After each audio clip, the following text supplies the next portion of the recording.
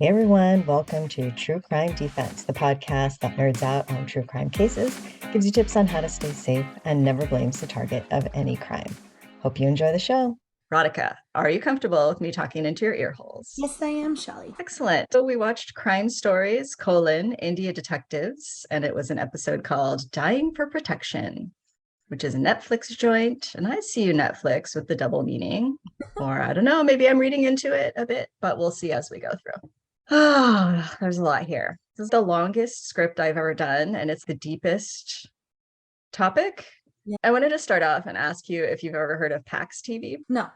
Okay, so this was a Christian TV station. I was probably in the 90s, and it would take mainstream shows and cut out all the offending content. Okay. And Mad TV did a spoof on it. They took The Sopranos and pretended to cut an episode so it was 2 minutes long. Because, it's all offending content. I feel like that's our vibe here. We're not allowed to have explicit content on the platform that we're on. No. There's a lot of words and things that we can't really get into, but I just want to let everyone listening know that it's serious stuff. We're not making fun of it by being, coy. We're talking about S work, I'm going to say. Does that make sense to you? Makes sense to me. I hope people Okay. read between the lines. And if you don't know what that is, you'll get into it. And hopefully, if you're too young to know what that is, you won't. And then I'll just call the women workers because we're talking about workers in this episode. Mhm. Also, warnings for murder, rampant misogyny, and threats and implied police violence. Anything else people need to know? I think you've covered it. Okay. The intro is really something grandiose. Sweeping drone shots over Bangalore. The music is intense. It's pretty good. We are in Subramanyangara, Bangalore. Nice, Shelley. Thank you so much. Deputy Commissioner of Police is singing at a rad party. We have Latha Mahesh is our sub-inspector. She said she used to be afraid of the police and she had never seen a female police officer and didn't know that was even a thing. The deputy commissioner gets a call about a woman being murdered. This is far less important, but this is yet another mustache brigade with the police. I am just fascinated by hair and fashion. I'm totally style impaired, and it is a real thing in this episode. Mm-hmm. Moving on, he says, in my 13 years of service, I've seen 500 murders. I'm like, oof. I know. I looked it up. 13 million people live in Bangalore, and I wanted to find out the murder rates around the world just for some context. Mm-hmm. Worldpopulationreview.com says El Salvador has the highest murder rate, at least in 2017. India and the US were not even on the list. And yet even he looks surprised. He calls for fingerprints to be taken. The neighbors and the woman's sister are sobbing on the street. It's just awful. Manjula is the woman's name. Her sister says she wanted to live independently from her husband without consulting the family, and Manjula didn't really tell them anything, so they think maybe she's with a man, but they're not sure. Mm-hmm. It's Latha's, and I'm going to use her first name just because we kind of get to know her in this. And it's her first murder case, and she looks stressed. Some dudes on the street say Manjula was involved in what they call immoral work. Her 17-year-old son, Banu Prakash, found her murdered. Latha gets off the back of a moped wearing her uniform and a sweet, sweet leather motorcycle jacket, and she just looks bad A. She does. Banu Prakash is sitting on the floor in the bullpen at the police station with about a dozen officers sitting around him in chairs. Isn't that such a power play with the way they do that? He gets no comfort. It's just sitting literally on the floor while everyone's sitting a whole level above him, and it's just looked so intimidating for a guy who just lost his mom. Totally. And then even just the people that came in to interrogate, they would be standing there, but they're in the middle of all these people that are just attacking them. We'll get into it. Yeah. Now we take a bit of a turn and we meet V. Dhananjaya, Assistant Commissioner of Police. He's sitting behind a desk. He's interviewing VJ, Banu Prakash's friend. He asks VJ what he does, and he says he's a student. And VJ is wearing those jeans with the horizontal rips all down the front. And Dhananjaya says, "You don't look like a student. Look at those trousers. God help you." Oh, yeah. I started laughing, but I was also like, this is a little bit chilling. I think maybe he could actually be judged based on what he's wearing. Totally. Oh, they might not believe him. VJ relays the story of hanging out with Banu, who Banu Prakash, who got a call that his mother's phone was off and then to go check on her. And then he called VJ to say that his mom had been murdered. Mhm. One of the deputies, I guess, he's wearing a red polo shirt. He does not like Banu's answers and he threatens to thrash him. Yeah. Oof. The inspectors are on the computer looking at phone records, which show Manjula at Majestic bus station. And I'm like, Majestic. For a second, I do recognize the specter of colonialism, but I got real excited. Sounds like Cinderella or something. I want to wear my glass slippers to Majestic. They find that she is a worker. Latha says that kind of work makes her sick. She doesn't understand why anyone would want to do that kind of work. Okay, we'll talk about that after. Yes. Okay. And this opens the door to some distressing assumptions about women that we'll see throughout the episode. Like it's something that the workers all want to do. The son is ruled out because they verify his story with phone records. Banu talks about the pain of losing his mother, and it's heartbreaking. Yeah. But then right after that, we get to see some cute dogs at the bus station, and that does help a little bit. Helps us, not him. But Right, yeah, exactly. Now the police start rounding up Manjula's co-workers to get their statements. Latha says a common perception among the police is that these women ruin men's lives. I had to take a lot of deep breaths during this episode. Right. Which is why the police hate S workers so much. Listen, can it be like a 50-50 split of blame? Doesn't seem like we're there. It's just the way that I hate to say that country because I don't want to assume of every single city place, but it's just, I do feel that sometimes when I'm in India and just walking around and how I'm not supposed to be doing certain things in case I entice somebody. The women say that the police chase them, call them names, beat them with sticks, and they say that they do not protect them. The cops interview about 30 workers all in one room, and they say that Manjula would buy food and tea for her fellow workers and that she had a good heart. They've tracked Manjula's phone and are reviewing NASA-level CCTV footage. I have a question, Radhika. How? Why? I have no idea. I feel like they're even better than the ridiculous CIA Zoom functions that they have. And I'm like, how are you getting these quality images off these random streets? It's so unbelievable. But then you also see them, all the cops are standing there in the TV room and they just whip their phones out and start taking a recording of the recording. It's extremely high tech, but also so informal at the same time. It is wild. I mean, every other true crime documentary I've ever seen is like, is that a man? Is it a train? Is it a lamp? Oh, wait, I think it's a rock. Right. And here you see the suspect. I think he had coriander seeds in his teeth. It's so good. And then the other episodes in this series, the CCT is everywhere. And so I don't know why you would think you could ever get away with anything. You would think with the millions of people you could, but no, they got some good CCTV. It's bananas. They see Manjula had been in contact with her ex-boyfriend, V. Dhananjaya. Does he just use his initial?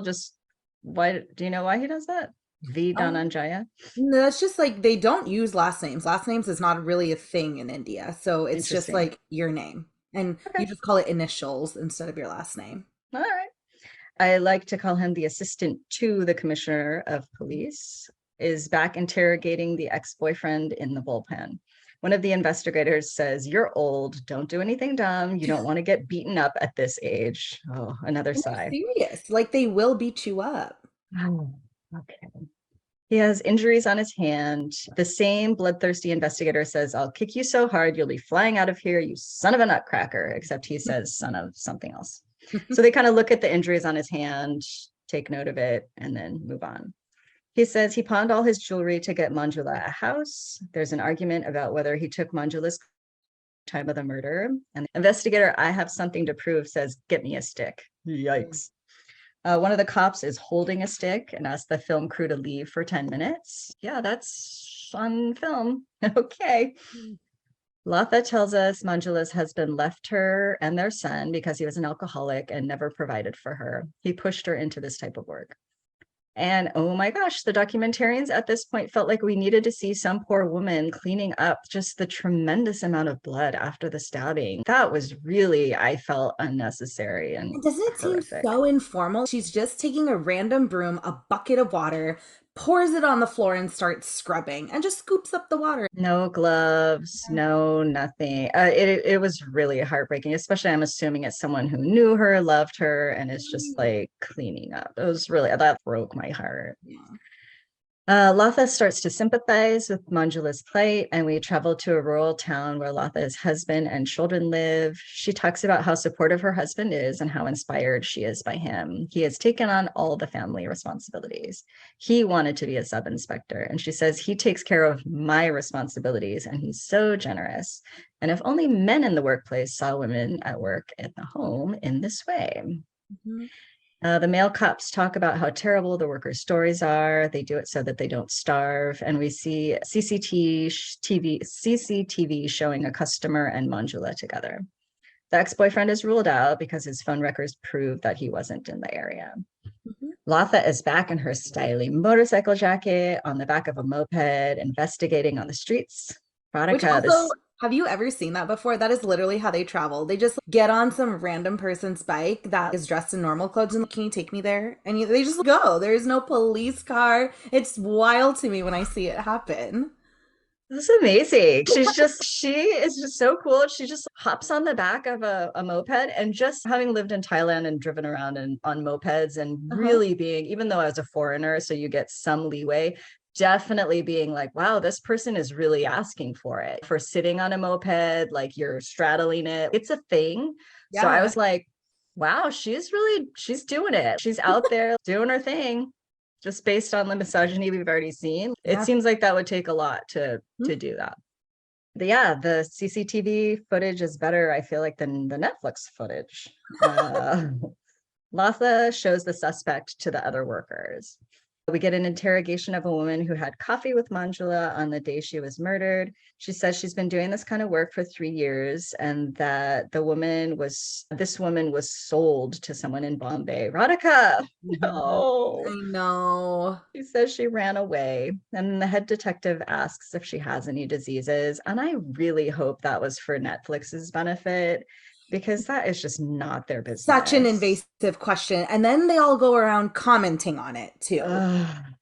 She says she has HIV, and just the look of disgust is really telling. I hope that that was staged and she was okay with it, but I hope that I mean, based on what the police are doing so far, maybe it's not, but ugh. Probably not, but Yeah. Someone says their stories are heart-wrenching, sir.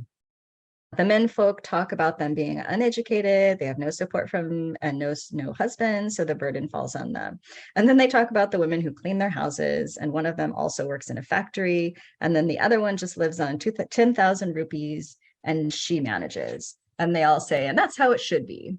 right. So it's better Okay. that you work all the time and not see your families, or live in poverty versus quote unquote immoral work. Mhm. But no interest in ensuring basic education for women. Nope, no Yeah. thanks. They start showing the suspect's face around Majestic, and they find him and detain him. There he was, right at the Majestic, right near the Magic Pumpkin, I guess, just Yeah.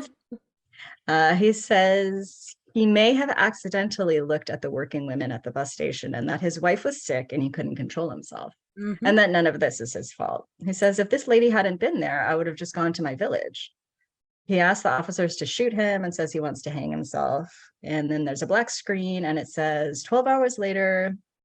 And then now the guy's limping. So I have to assume that based on previous bravado that he was beaten. I don't know. What did you take Totally. from that? No doubt. That's just Ugh. like at the confession or anything. I think most of the film that we saw, he had already before that, although I guess they could have edited it anyway. But Right. I guess the presumption is that he confessed to it. Hmm. That's what I'm gonna assume. Yeah. But I mean, yeah, I guess he could have been beaten into.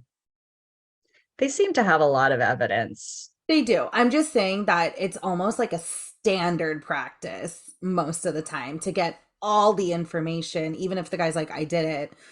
I just, I know that that's happens all the time where they'll just do it just so they could get every last detail of information and be like, look at all the good police work we've done to get all this information out of someone. Doesn't matter how they got it, it just matters that they got it.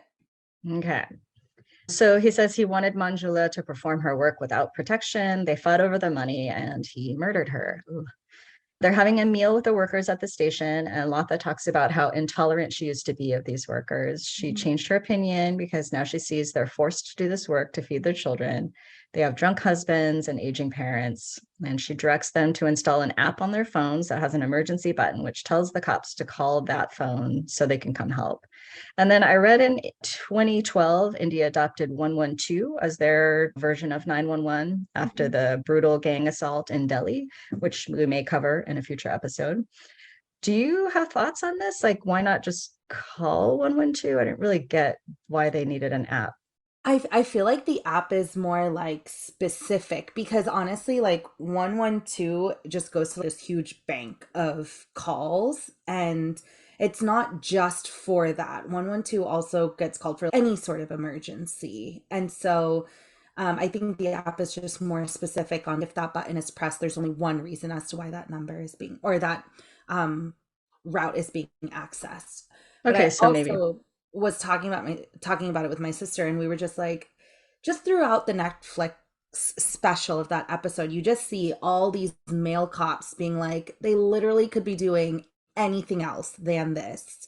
And so they're not very respectful of these people. And the women themselves are like, we just fear them because they're just going to beat us because they think we're doing bad things. But then for the police to also be like, but install this because we will be there. It just seems so flip floppy. And to me, unbelievable. I don't know what the stats are as to whether or not people actually get help by pressing this button, but it just seems like Leva is trying, but does it actually work? Maybe, maybe not. Yeah, Like, hard to say. yeah. She explains in this male dominated world, the women are blamed, but now she sees men's role in the crime. I don't know. What do you think of this? How staged, how much misogyny, threats of violence? You were saying, yes, threats of violence. Totally. I feel like sometimes I am proud that she's able to say all of these things in her interviews, but how much is that going to change the way things are done? I don't really know. I do know one thing that people may not know is that in India specifically, if the female, the victim, the suspect, anybody is female, they only use female cops for the interrogation, like anything. And that's to prevent brutality between like male and females, which is why a lot of the times there was Leva. There was also that other woman who was in the yellow dress, and that's because they like to have females speak with females. And so I feel like they do make this effort, but this whole seeing them as people, that could just be her, Leva, one person. It did not seem like any of her male coworkers felt that way or changed their mind about it. Yeah. All right, now we see Latha in a kicky police beret and her uniform, and she runs a press conference talking about the crime and the capture of the culprit. Mm-hmm. We have a perp walk and the whole series. There is this stunning lack of handcuffs. Very weird. It's interesting. The paparazzi photograph her standing next to the confessed murderer. It reminded me of you hold up the big fish you just caught for the camera. It's pretty good to see it. The killer says Manjula came in my way and caused all of this. These women are bad. They ruin men's lives. Mm-hmm. I couldn't find any information on the killer's sentence. I looked up on legalserviceindia.com. It looks similar to the US setup of weighing intent, and sentencing could be from 5 to 7 years up to life imprisonment. But I guess if you get a judge who thinks women ruin men's lives, he would give him the minimums. Also, who's going to take care of a sick wife, Radhika? Oh, I don't It's a know. It's not mess. like he did. So this is a stabbing. We already covered safety tips for stabbings in our Claremont Killer episode, which is terrifying, but also a great episode. So check that out. Instead, I wanted to talk about avoiding modern day slavery and S work as the only option for poor people. I wanted an overview, and so I looked up on Prime Legal, which is put out by lawyers in Bangalore, who says that this type of work is legal in India, but that workers are encouraged to keep it on the down low and are often arrested on other charges like public indecency or other things. Mm-hmm. Trafficking and luring people into this work is illegal there. I just dove in with the goal philosophically of how to stop this work, to keep the workers safe, and fully understanding that's not something that will ever be eradicated. Mm-hmm. I just would love to live in a world where no one has to choose or is forced into work that can be really dangerous. My thinking is that if you're charging money for it, you're only there by economic pressure, and that makes it non-consensual. And then I thought for a moment about my own job and how many things I do that I don't want to do, but I have to. And I'm just going to be non-judgmental to people who do this kind of S work. I was curious about how, as a society, and you and I and our listeners can just be a positive change in the world. Okay, barely scratched the surface, but we're just going to go into it a little more here. Okay. Just to note, men and children are also forced into this work or trafficked. I was focused for this discussion on women just because of the high levels of sexism in the documentary, being forced to do the work, but then also being blamed for it and having it bring shame on your family. It just seems impossible. It's brutal. I started with the assumption that education is going to help increase a person's economic power. I read that 77% of women are literate in India. The lowest literacy rate I could find for the US, just for context, was 95%. In one of the other episodes in this series, the brother of a female murderer says the biggest mistake we made was educating her. Right. I did read a few current opinion pieces by writers in India, and they said it's difficult for women, especially in STEM and higher education, but I didn't get a chance to see if lower grades were a requirement like they are here. Do you have any sense of that? No, I think just the general consensus of why women don't get educated early is because they're still, I mean, unless you live in the very tech areas where jobs are readily available and education is encouraged so you can get those jobs, it's a very misogynistic world where just the women are married super young, even to this day. The legal age to get married is 21, and as like 21st birthday you are married, and then now they have this whole house to take care of, so they have no more time for further education. We know you're going to be a housewife, so what do you need education for? So they just don't get it. And I think Yeah, I mean, 21 is actually older than a lot of states in the US. and that's because they're trying to prevent child brides, which was it's a huge thing there. Wow. Okay, cool. I found the International Labor Organization 2003 National Assembly Standing Committee of the Republic of Vietnam, which I know doesn't really relate, but I really like the way they summed up the ways to decrease the need for S work. Mm-hmm. Training and creating jobs for income generation, poverty alleviation, and hunger reduction are important socioeconomic measures aiming to prevent the work from emerging and developing. Organizing medical treatment, education, job training, and creation will help workers integrate into the community. That seems reasonable to me. So I thought I'd throw it in there. I know some people do choose this work, but what we're talking about are people with no other option. Right. Interestingly, I interviewed a police officer about the subject of S work in the sense that we just went for a hike together and chatted about it. She said it seems to be much more online now than actual in-person work, and that seems to be keeping workers safer, at least in the US. Mm-hmm. Also of note, when you type in cam girl or online S work in your Google Docs, suddenly Google sends you all of the cam girl websites. It's been an interesting week. Oh wow. Okay. And like, oh, thank you so much, but no. And how do I change all my settings? Whew. Right. Delete cookies, delete Holy everything. moly.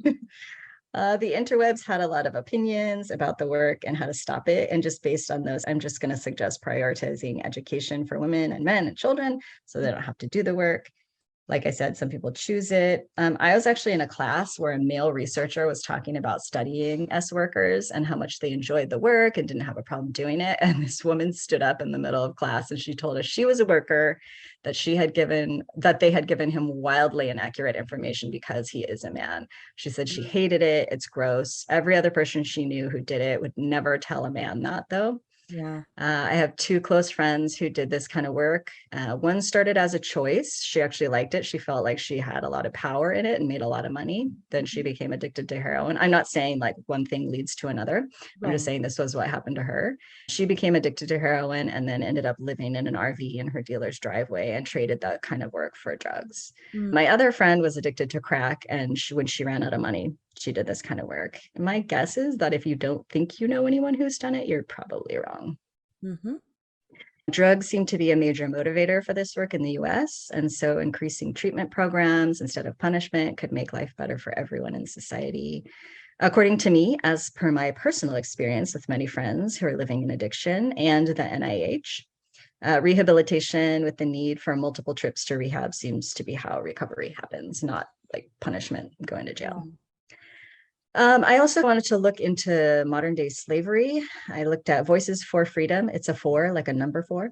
Okay. Their website discusses current day slavery and forced S work. It talked about the granite industry in India as the largest source of forced work because it's very inexpensive when you don't pay the workers, and then the markup is insane. Yep. So I guess just don't buy countertops from India. I don't know. That would help solve it. Yeah. Or any other manufactured item that seems crazy and expensive. They're probably using slave or child labor. Maybe buy local. Yeah. It's hard. It's hard when you like aren't tracing everything you're buying back to the origins of how it's being made. Right. Their website said that forced exploitation as an S worker is increasing across India's open and unmanned international borders. Women are lured in by traffickers, offering them the promise of a good job, but then they're forced into S slavery. If they're ever able to attain their freedom, they usually can't return home because they've brought shame to their families. Their families will be kicked out of their homes and villages as a result, and so the enslaved women are trapped. Mm-hmm. FreeTheSlaves.net is an organization helping free slaves. They talk about villagers in India not understanding their rights, and sometimes they'll get loans with impossibly high percentage rates and then be forced into manual labor or that type of work to pay off a loan, and it'll just never go away. They can never make enough money. It's illegal, but a lot of them don't realize that. It sounds like many people are lured or taken away from their communities. So even if they escape, they don't really have anyone to run to. Right. This group organizes communities to demand the police force go and get their loved ones, as well as setting up education for people who missed out on it while they were enslaved.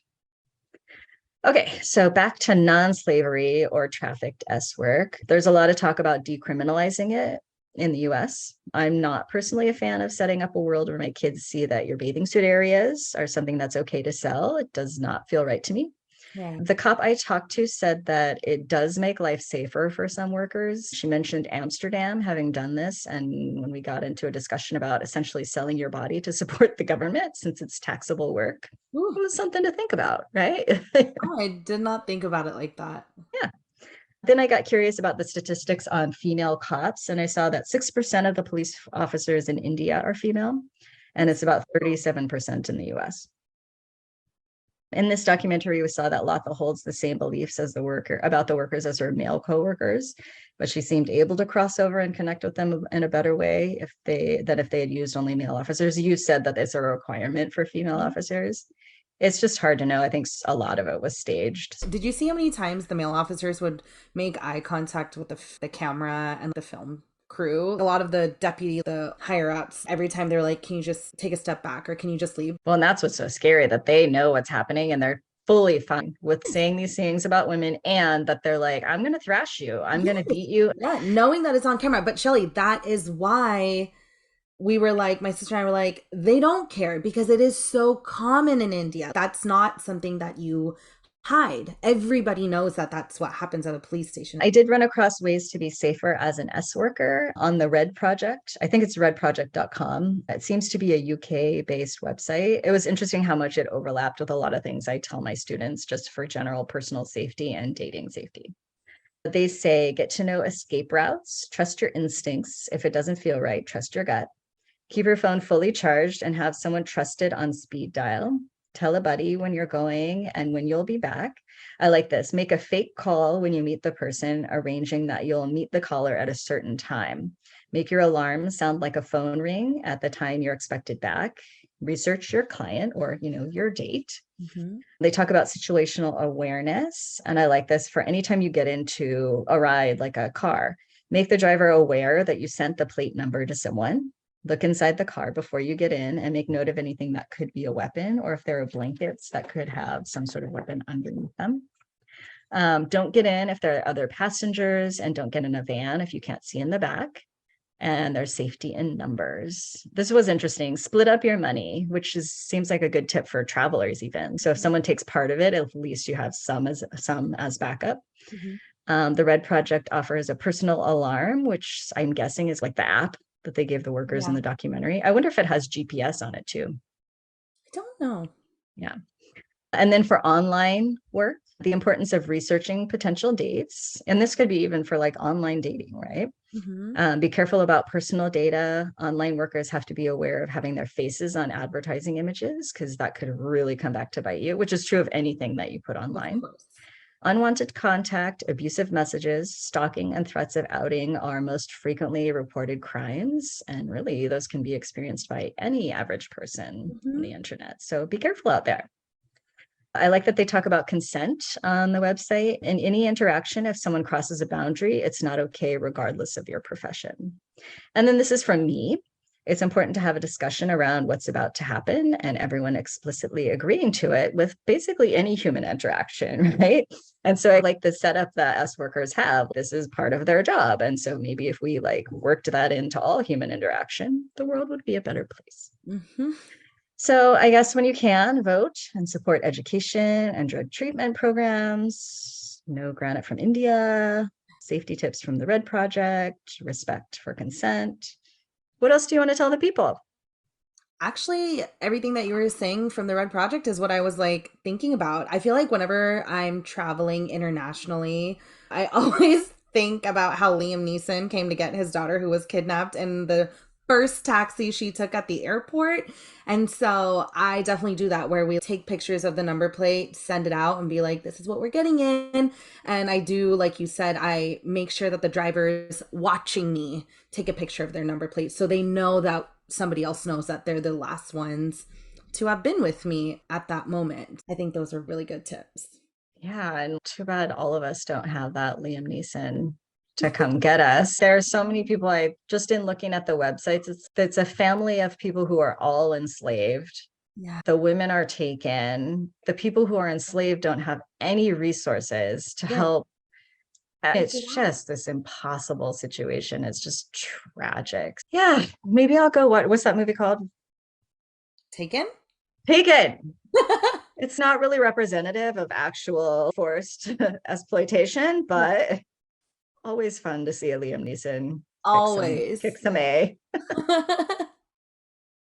Agreed. Awesome. Well, we like sped right through that. So we solved S work, forced S work and slavery, and we got to work on our next thing. Yeah. Okay. All right. Bye. Bye, Shelly.